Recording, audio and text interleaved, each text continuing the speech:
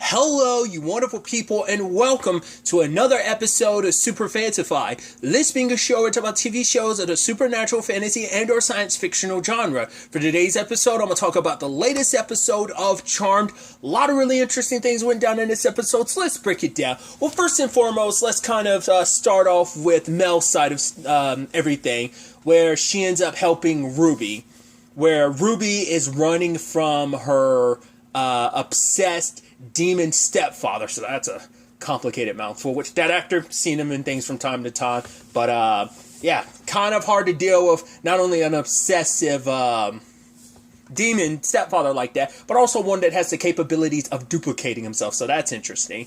But I thought that was kind of an interesting, once again, this whole like propaganda attack against the Charmed Ones is such an interesting thing. Once again, it's like very like modernizing, and because I know once again the OG Charmed Ones went through this themselves, where the magical world turned against them, because it's like, oh, you turned against us. Obviously, it's happening a lot sooner in the Vera sisters' circumstances than it did. Well, I say Vera sisters, but obviously Kayla included in that as well. Well, you have to put quotes around sisters, but the Hollowell sisters didn't get that till like way later into their career, a couple years into it, and still been a couple years for the Veras as well, but still.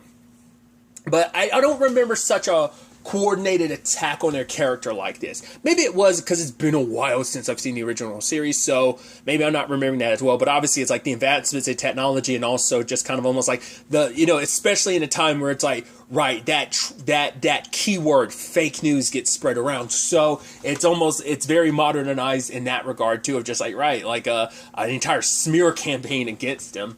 I love that. And now, obviously it has its even larger drawback, because now anyone associated with them has been put on blast and doxxed. So like, oh, these are people important to the Charmed Ones. It's Ruby, Josefina, Ray, and they're going after Michaela's parents now. And that's how, after all these years of being in witness protection, that Ruby's stepfather Earl was able to find her. It's because he said like, oh, I can't wait to see you in the gym cast. I was like, oh, that's interesting. And it's like, that's why he specifically referenced that, because that's how he found out where she was and everything. So now the Charmed Ones circumstance is starting to bleed over into everyone else's lives, because the Charmed Ones were known as the Charmed Ones, but no one knew enough about them. Now people are digging dirt up about them and the people that they care about, because even coming after Kayla's family.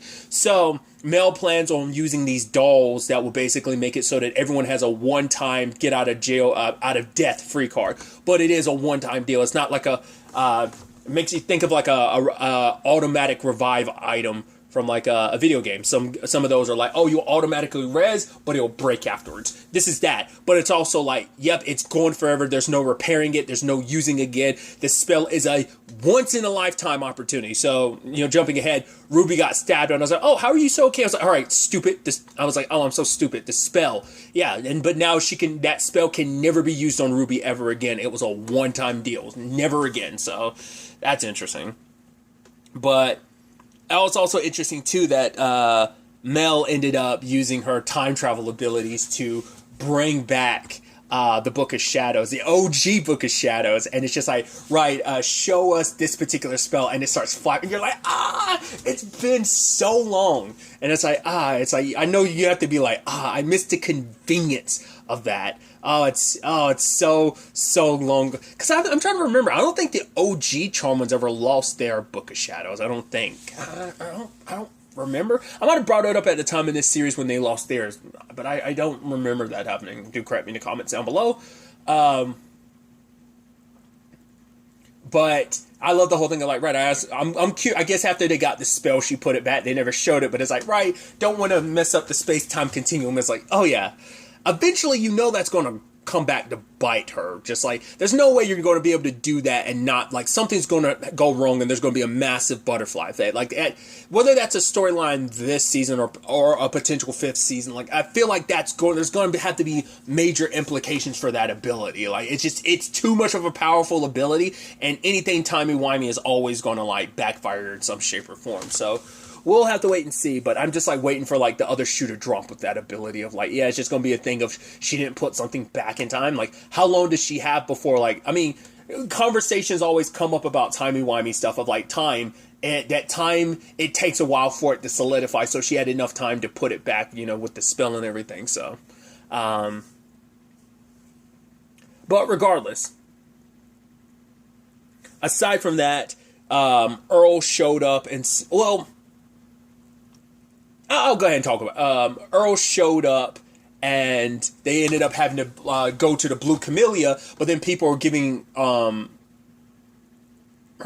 giving Mel the stink eye. She's assuming it's like all the people she kind of hit it and quit it at the bar, and I was like, oh, is this really what that's about? Because my immediate thought was, oh, it had to be about the charm thing, and it's super about the charm thing. It's because it's like, oh, how dare she show up here? Like, just hearing some of the background convos from people, it sounded like, yeah, that's what that was about. And it, for whatever reason, led to a full-blown fight between everyone. It's like, how is my presence here making all these magical creatures fight each other? That doesn't make any sense. I guess it's a situation where, like, oh, maybe people had disagreements about the charm of some people. Like, oh, maybe they're not that bad. I don't know.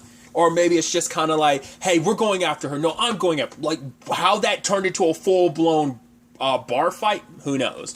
But luckily, Roxy set up a new, thing to basically blow out everyone's candles, and she got everyone out of there except for Ruby and, Mel, and she kind of blames Mel, saying, like, yeah, this is kind of your fault. It's like, which, Mel's like, this isn't my fault that someone's spreading lies. It's kind of like, yeah, whether it's your fault directly or indirectly, it's still on you that none of this would be happening. I wouldn't have had to, put in a literal panic button for my bar if it wasn't for you, so.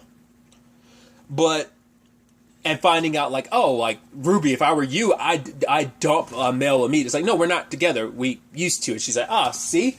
Further to my point.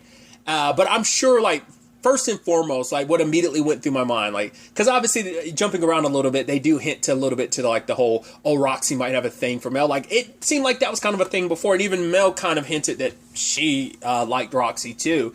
But part of me wonders, that's part of the reason why Roxy wants to help later on, and she's like, right, I'm going to take part in this as well. Katana ready. But I think it's also because her own circumstances, her wife, because when she looks at probably Mel and Ruby, it probably makes her think a little bit about her and Camilla, and I think, I keep butchering her name, it's Camilla because it's the Blue Camellia. So I think that probably played a big role in why she decided she wanted to help Ruby too. So I thought that was kind of nice. And I thought it was so, obviously when, the fact is, I think it's interesting too that Earl, when he shows up, it's he's only supposed to be able to duplicate himself a little bit, but he made multiple copies of himself. It's no, you said he shouldn't be able to do that. It's he shouldn't. He got an upgrade. I'm assuming he didn't just find her by accident and stuff. He has the unseen backing him up. Because it's how the hell did he get an upgrade? Roxy just chalked it up to, oh, he must have, obsession is enough to drive someone to kind of... But I'm I was assuming, he got backup from the unseen and they kind of upgraded him. And it was interesting, too, because he's so obsessed that he's saying, right, I was trying to take you home, Ruby. I was trying to take her home, but it's your fault, Charmons. She was mixed up with a group like you. So I guess for him, it's I'm going to try and kill her. I was going to take her home, but I have to kill her because she's never going to be safe as long as she's alive because of you. This is all your fault. It's the guy that's stalking her and that stalked her and her mom and is now coming after her, he's got the audacity to be mad at Mel. I thought that was so interesting. So I thought that was fascinating. But I also like that this episode, I think, finally gave Mel the closure on the whole her and Ruby thing. Because she apologized because she couldn't remember Ruby's birthday. It's oh, was it the 3rd, the 4th? It's no, it's the 16th. She's like, oh, damn. It's it didn't mean something to me. Because that's what took Ruby by surprise. It's right, you always made such a point of it when it came around. So she's right, I did care about you, even when it just seemed like I was busy with the other stuff. And Ruby's even when I was too proud to admit that it made me happy, it's yeah, it did. But there was no them getting back together thing. It was just kind of yeah, but I think this was the necessary thing because Mel's kind of been carrying that. I think she was trying, happy with Swan and Ruby to be a thing, but it's still kind of still kind of, I think, was a little hopeful that things would work out. But it's like, yo, I think this is the opportunity for both of them to move forward and everything. I love that it's like, right, they used this spell to replicate Ruby's voice. It's like, we all have to kiss you. And it's like, and Ruby's like, oh, okay, if you guys are okay. And then, like, Roxy kisses her first and like, all right, not too bad, Curly Q or something like that. And then Mel has to do it. Notice Mel's kiss lasted a little bit longer. It wasn't the peck that, there was a few seconds to that kiss. But I did think it was cute that Ruby was like, oh, also, like, so what about you and Iron Maiden, her name for Roxy? It's like, what? No, Roxy doesn't like me. It's like, oh, sure, if you say so. And it was basically like, oh, you know, you should also know she's a good kisser. And I was like, that's super sweet and adorable. And once again, I'd like the closure of it all. But that whole storyline, a little personal here, kind of reminded me of my real life a little bit. It was years and years ago. This is back when I was a teenager. I actually had an ex-girlfriend in a very similar way, like Ruby, point out, like, so-and-so likes you, right? And it's like, what? And I had the male response of like, what? No, she doesn't even like me. Had the exact same response. So like that made me, I was like, I had to pause. I was like, whoa, that's too real to a real life experience I had. I've had an ex-girlfriend, because we became friends after we broke up, kind of point me in the direction of a girl that I would eventually date for a little while afterwards. So that resonated with me. So I just thought that was interesting.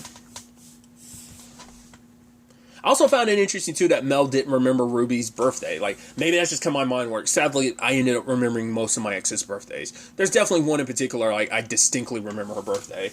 The other ones, I do kind of slip up on the dates a little bit. Granted, it has been a couple years, but even though it's been a couple years, one of those exes is like, no, I still distinctly remember her birthday, so...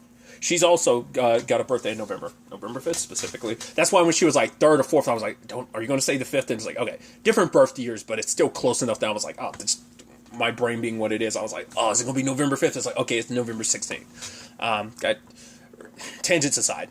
That whole thing just kind of like really resonated with me. So that was just kind of a fascinating element on that front. Then you also have Maggie.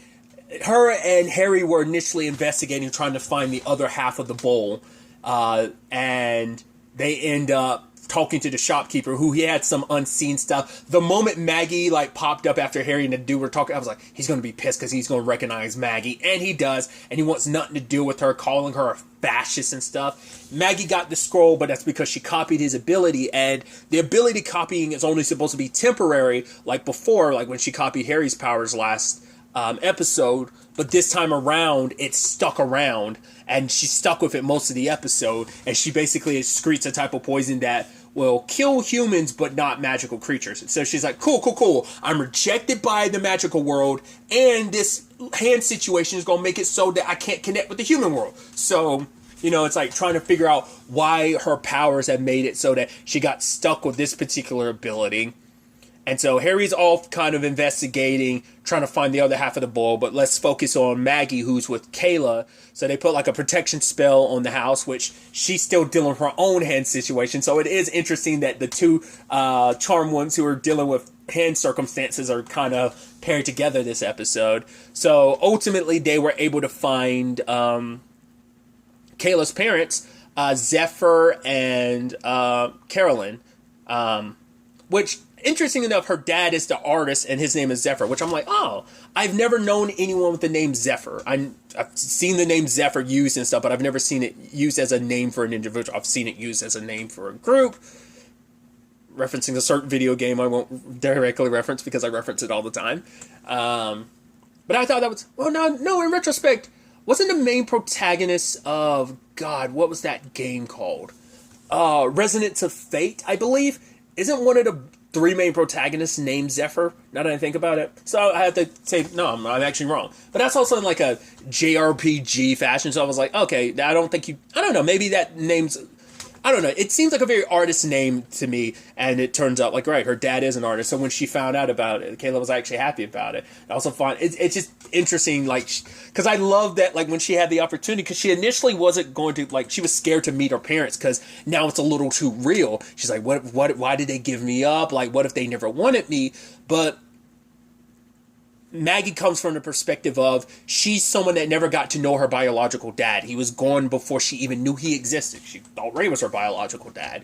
But, so we can't let fear stop us from doing things and discovering stuff. So Kayla decided that she was ready to do it. But given the opportunity where she was in front of her parents, which I love that she was back at the house, which I also should note, like I've talked about everyone else getting doxxed, the Charm Ones have literally been doxxed. They put a protection spell around the house, but it's like, yeah, everyone knows where the Charm Ones live now, so that's not good, especially because everyone's up in an upheaval, like the entire magical world is in an upheaval about you and stuff, so.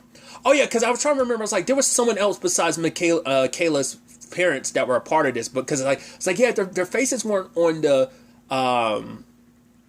board, but it was Jordan, but Jordan's off healing Ray the entire episode, so. But regardless, when they run into Kayla's parents, and Kayla's like, yeah, we having car trouble on our phones, could we use yours? And you just have Maggie just slowly turning her head like, okay, I see how this is going. And then when she's talking to them later, it's like, don't you have something to say to your parents? Don't you have something to say to them or ask them?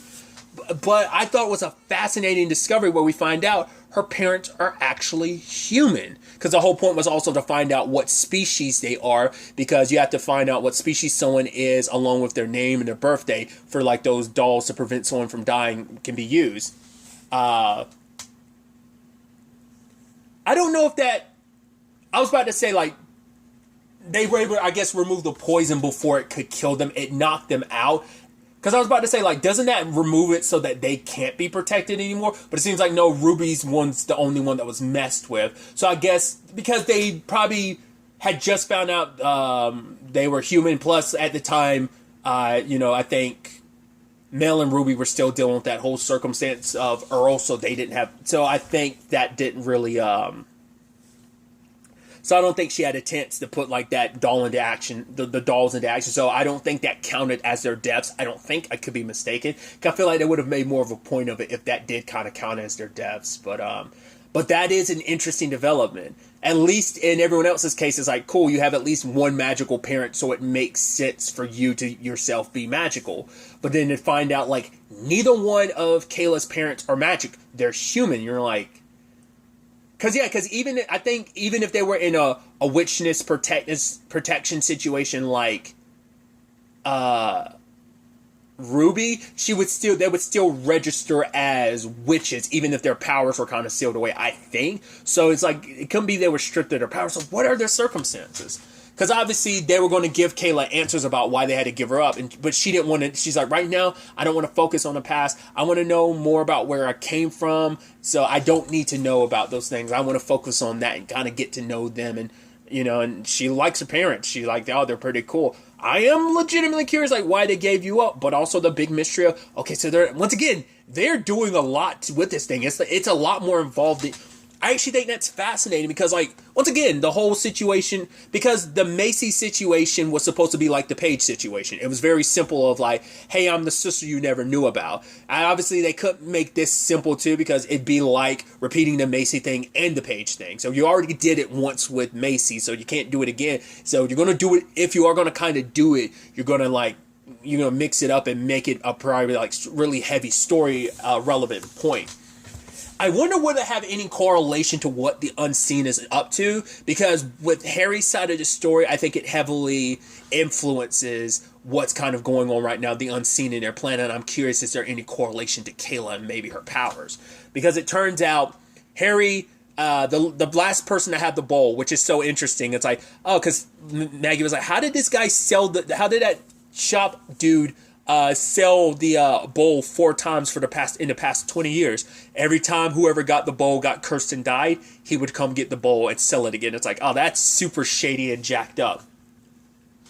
But the last person who had the bowl was someone DB, and then Harry revealed the last initial and it was V. I'm like, who is that DBV? I did not expect that. That was an interesting development. Just as Maggie references her biological dad, lo and behold, you run into him, which I didn't like. Is he cast differently, or was it always, if I'm not mistaken, the actor's name is like Leonard or Leonard, I want to say Roberts. If that's, because I remember like in the past they showed like back with the necromancer situation that he we met her dad, but I swear he was played by a different actor.